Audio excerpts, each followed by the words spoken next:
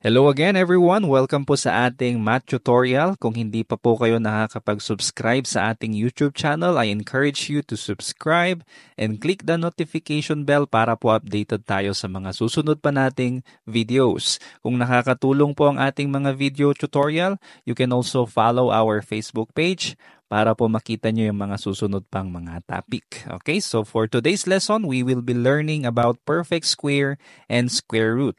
So at the end of this video, you will be able to define perfect square and square root. You will also determine the square roots of perfect squares. So without further ado, let us begin. Okay, to start with, let's have first this exploratory activity para po mas maintindihan nyo kung ano po ang mga perfect squares natin so that you will have a full grasp of our topic. Okay, so here in this activity, the question is, can you form a square with the given unit squares?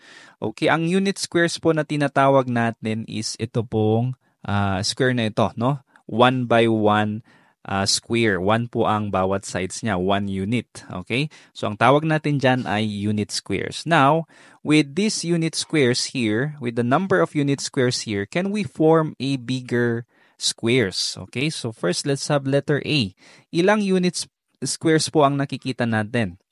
Okay, we have here 4 unit squares. So, we have 4 unit squares. Can we form a bigger square using 4 unit squares? Okay, tignan po natin. Yun, nakabuo po tayo ng isang mas malaking square. So, the answer is yes. Okay, how about letter B? Ilang unit squares po ang nakikita natin dito? Okay, correct. You have 9 square units or unit squares. Now, can we form a bigger square from this number of unit squares? Let's see.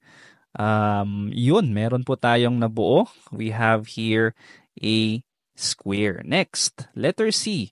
Ilang unit squares po ang nakikita natin? Let's count. We have 1, 2, 3, 4, 5, 6, 7, 8, 9, and 10.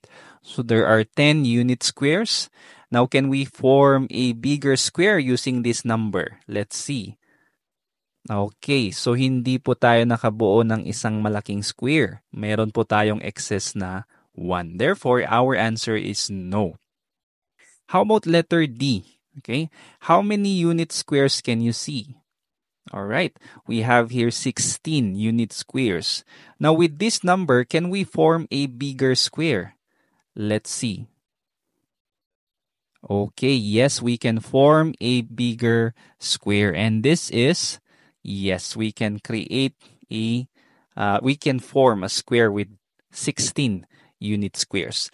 Okay, so here in this activity, we found out that not all number of unit squares can form a bigger square. Okay, there are only a certain numbers that can form or create perfect squares. Like for example po, itong ating 9 units, 4 units, at saka po yung 16 units. Okay, so I repeat, the number of unit squares that can form a square is called a perfect square. Ito na po yung tinatawag nating mga perfect squares natin, except for 10 or letter C. Alright, now here in this second activity, we are going to explore square root. Ano kaya itong square root na ito? Okay, but first, let's go over these perfect squares that we have. Okay, we have here letter A, B, C, and D. These are all perfect squares. And let's explore the area. Let's review. Ano po ba ang area? Remember, area is the measure of the amount of space inside a two-dimensional shape, just like this. Ano?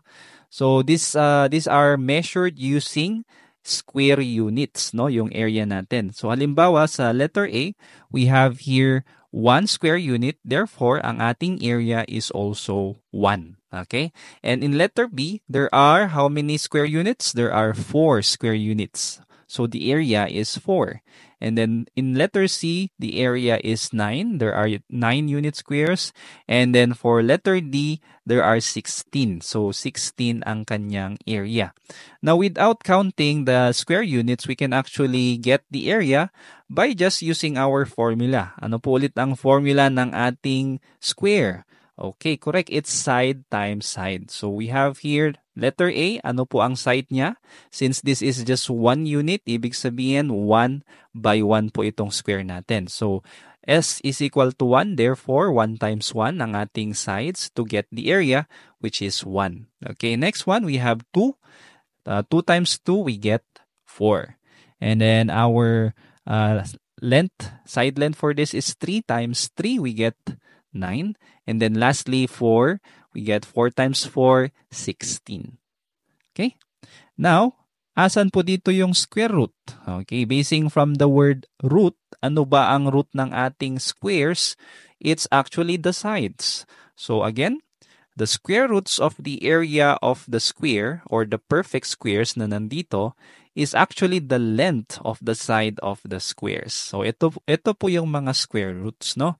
So in short, these numbers here, itong mga to 1, 4, 9, and 16, ang kanilang square root is actually the sides. So square root of 16 is 4, square root of 9 is 3, square root of 4 is 2, square root of 1 is 1. Alright, let's go now to the formal definition of perfect square and square root. Okay? So ano ba ang perfect square? A perfect square is a number that is the product of a number multiplied by itself. Okay, ano pa? In other words, it is a number that can be expressed as, ano po ang basa nito? This is read as n squared. Okay, where n is an integer. Okay, remember yung n lang po natin dito, it should be an integer. Ano po ulit ang integer? As we have discussed in the previous lessons before, integer is composed of whole number, positive number, and negative numbers. Okay, so another term for this, we can also call this as n to the second power. No, ang basa po nito is n to the second power. And there's also another one. We can also read this as n raised to the power of 2. So, tatlo po yung pwede nating pagbasa dito. N squared, n to the second power, or n raised to the power of 2. Examples, we have here 1 squared, or we can also say 1 to the second power, and we can also say 1 raised to the power of 2. Okay? Kahit alin po doon, pwede. So, 1 squared is equal to 1. Bakit? You multiply 1 by itself. 1 times 1 is 1. Next one, 2 squared, or 2 raised to 2, or 2 raised to the power of 2, is just multiplying 2 by 2. So, we get 4. Next one, we have 3. 3 raised to 2, or 3 squared, is just 3 times 3. We get 9. And then we have here 4 squared is just 4 times itself 4. We get 16. And then lastly, we have 10 raised to 2. Ano po kaya ang sagot? Yes, it's 100. Okay, by the way, just to add some additional information, ang tawag po natin sa mga numbers na ito, 1, 2, 3, 4, and 10, these are the base, no? At yung mga number na nandito sa taas, we call this the exponents. You will use this information as you go along with your future topics. Okay, how about square root? Ano po ang square root? Okay, the square root of a number is the value that when multiplied by itself, it gives the original number. It is the inverse operation of squaring. Kabaliktaran lang po ito nung squaring nga natin kanina. So ano po yung ating mga symbols dito? The square root of a number m is written as, ito po, ang tawag po natin dito is square root of m. Okay, this is read as square root of m, where m is called the radicand, and this symbol, itong symbol po na ito, is called the radical sign or radical symbol. Okay, let's have some examples. We have here square root of 16. Okay, it's equal to 4. Why? The square root of 16 is 4 because, remember kanina, 4 raised to 2 or 4 squared is equal to 16. Okay, 4 times 4 is equal to 16. Kaya kung babaliktarin natin, kukunin natin yung root ni 16, yung square root niya is 4. It's the base. Okay? Another example po is square root of 25. The square root of 25 is 5 because, remember kanina, perfect square po ang 25 natin by just multiplying 5 by itself. So 5 squared or 5 times 5 is equal to 25. Ang tawag po pala natin sa mga numbers naman na ito, we call this radical numbers. Okay, so to practice, mas maganda pong i-practice natin para mas maintindihan natin. We can complete the table here. I'm going to give you some examples. Then later on, you can also do it on your own. So we have the first column, perfect squares. Ito po yung mga perfect squares natin. Okay, perfect square numbers. Now, ano po yung mga exponential form niya? These are the number that when multiplied by itself, the answer is the number in column 1 or ito po. No? At ano po yung square root? Yun na po yung minumultiply natin dito. So we have here, for example, 9 ang ating perfect square. Ano yung number na pag pinagmultiply natin sa sarili niya, it will produce 9? It will be 3. Okay, so 3 times 3, it will give you 9. Therefore, perfect square is 9. Its square root is 3. Alright? Next, how about 36? Anong number po ang pinagmultiply natin sa sarili niya at makukuha natin ang 36? Alright, so we also have 6. Okay? May mga iba pa bang numbers? Remember, 36 can be a number that is produced by multiplying 36 by itself. Ano pa po ba? Pwede rin ang 12 times 3. Pero ang hinahanap natin is yung mga numbers na pag pinagmultiply mo sa sarili niya, okay, it will produce 36. So it's just 6, no? Ang square root natin is 6. How about 49? Okay, we can also have 7 times 7. Okay? Yun lang po ang mga numbers na magproproduce ng ganitong number. So we have 7 as our square root. Alright? So you can pause this video. Pwede nyong tapusin itong table so that you will understand more. Okay, you will explore on this. Okay, so you can pause this for a while and then I'm going to go back and answer the following. Okay, tuloy na po natin. We have here 81. So 81 is the product of 9 and 9. So 9 times 9 is 81. So the square root is 9. How about 121? It's just 11 times 11. Okay. Next, how about 625? Okay, we have 25 times 25. Okay, square root natin is 25.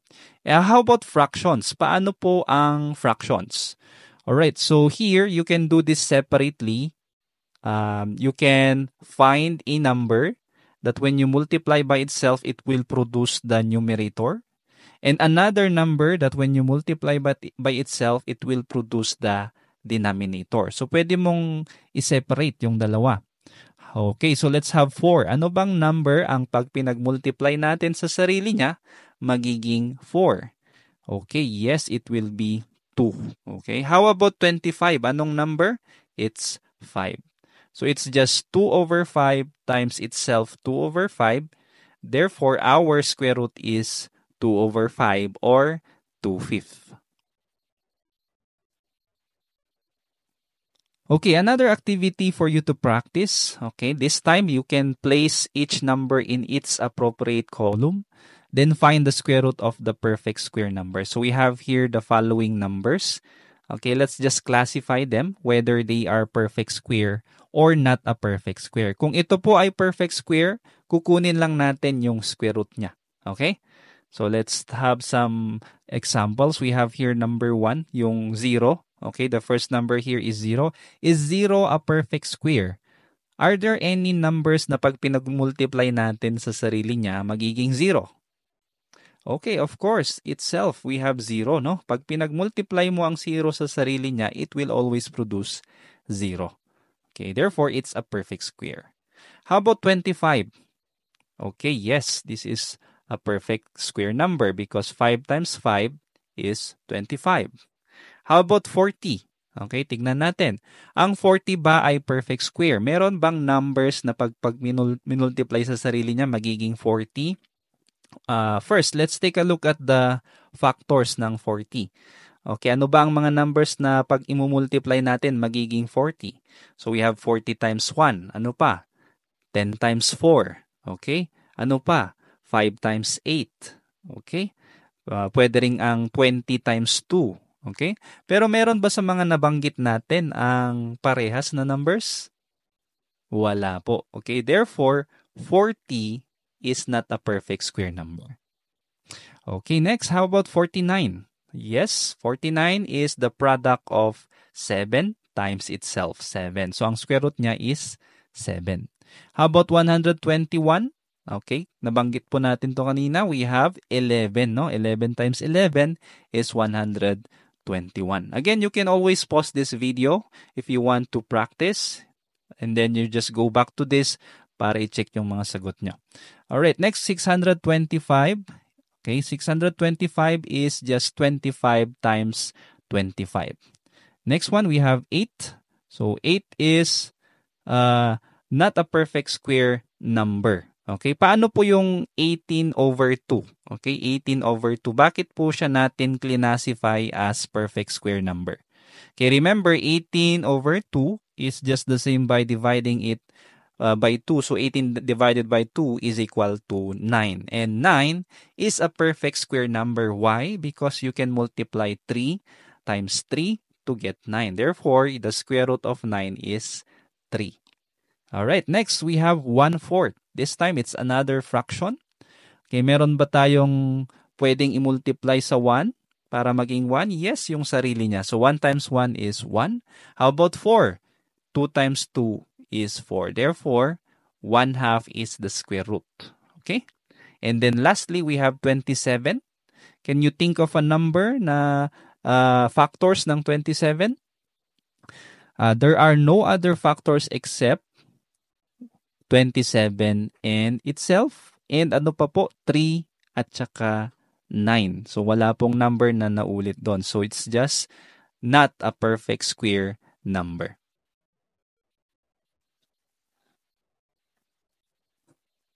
Alright, tanong. Siguro marami sa inyo nagtatanong, paano natin ma-identify kung ang number ba ay perfect square or hindi? Parang mahirap po ata, no? But don't worry. Remember, if it has an integer square root at hindi decimal ang kanyang square root, we can call it a perfect square, no?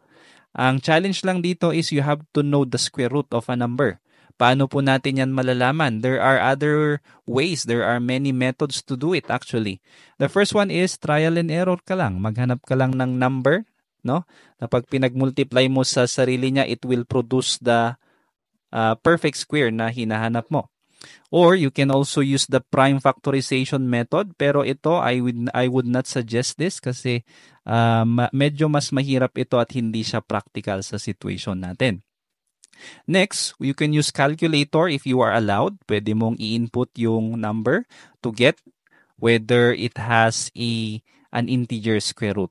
Or last, ito yung pinaka-effective. You just need to be familiarized with the perfect square numbers. Paano po yun?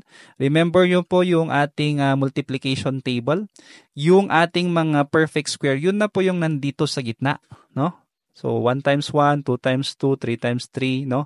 5 times 5, 6 times 6. Ito na po yung mga tinatawag nating perfect square numbers, no? Kung memorize nyo na po yung 0 up to 12 na perfect square numbers, then I believe na you will encounter this as often as possible kasi ito yung mga common na ginagamit. Now, if you want to extend, you can memorize this perfect squares from 1 to 30. Andito na po yung listahan natin. Ito na po yung mga perfect squares natin. So, we have 1, 4, 9, 16, 25, 36, 49, 64, 81, 100, and many more. Okay? Mas madami pa po dyan. Infinite po yung number of perfect squares natin. Okay, let's have the application naman this time. So, we have here a problem wherein we will be using the concept on square roots and perfect squares. So, we have here, let me read, Miss Santos has a square garden with an area of 64 square meters. Okay, she wants to build a fence around the garden. How much fencing material will she need? So, let's say ito yung garden niya and the area is 64 square meters. Ang kailangan niya is, malaman is yung haba na magagamit niya kung lalagyan niya ito ng bakod. Alright. So, there are two steps that we are going to do here. First one is to determine the side length of the square. Okay, side length. Ano kaya ang side length ng kanyang garden? Using the area 64 and we know that it is a square, all we have to do is to remember yung area natin, side times side or side squared ang ating formula. Therefore, you just need to get the square root of our area. Okay, yung inverse lang po natin, baliktarin lang natin. Let's get the square root. So, square root of 64 is 8 meters. Therefore, 8 po ang bawat sides ng kanyang garden. Now, did we answer the question? Hindi pa, no? Because we need to find the total, okay, fencing materials. So, we just need to get the perimeter. Okay, remember, perimeter is the total side lengths of a two-dimensional shape. So, paano po yun? Perimeter is equal to 4 times side. Okay, remember, a square has 4 sides. So, ano ang measurement ng kanyang side? 8. Multiply lang natin sa 4, we will get 32 meters. Therefore, Miss Santos will need 32 meters of fencing material to enclose her garden. Okay, so that's the end of our lesson. I hope meron po kayong natutunan. For our next lesson, we will have perfect cube and cube root naman po, no? I hope to see you on the next video. Thank you for listening. Bye-bye and God bless.